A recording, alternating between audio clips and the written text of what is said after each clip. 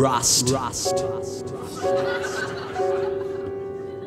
Crawls down the side of my water tank life, cuts like a knife, sluts like my wife. And you'd like her too. People usually do.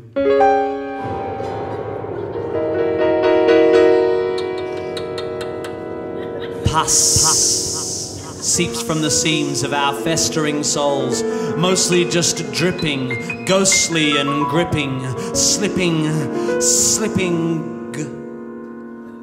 And if only I knew, if only I had the questions and the moment to ask, if only I had the shoes in which to dance, to take a chance to free myself enough to paint a portrait of my paternal grandma nude in public, rude and pubic, Rubik's, cubic.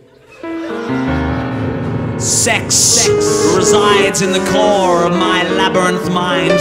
Masturbating minotaur, saucy and sinister, half man, half bullock, large swollen bollocks, mostly just swinging, itchy and stinging. And there will be times when sunset falls like a wingless bird, ne'er to sing again, ne'er to wing again. There was an old man called Michael Finnegan. He grew whiskers like magical Mr. Mistopheles. In the room, the women come and go, talking of contract law and weight loss shows. And if only they knew, if only they could see the light, if only they could watch me try to write the songs I long to write, and right the wrongs I thought I might. I mixed my colours with my whites, and now I fight the tie-dye fight in mighty tight trousers and really big shoes, and nothing to lose but my stiffy. I grow old. I grow scared. I shall wear my pre-worn trousers flared. And while the shadow may lie between ideas and facts, we can lyrically wax some more interesting gaps, like the soft bit that sits twixt our assholes and sacks.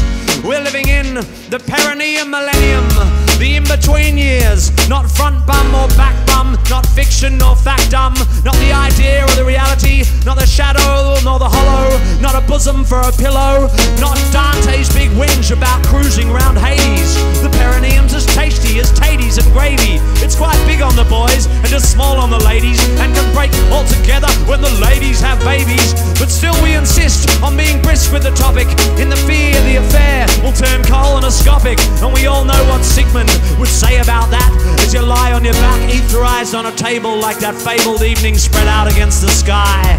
Let us go then, you and I. Fuck that Freud, you perverted Viennese prat. Just cause you're a crackpot, just cause you whacked off lots as a little tacker, your little pre-genius eyeball pressed to the keyhole while your mum's in the loo, and you aged just 2, sneaking a good old peek at certain half-deserted streets, at the muttering retreats of your mum's meat Venetians as she's bent over the bath. Your future stared back like a glittering path, gilded with that golden gilt upon which you built your Oedipal empire. But always you searched for the soft bit unseen, for the text beneath the pages and the years between the anal and genital phases.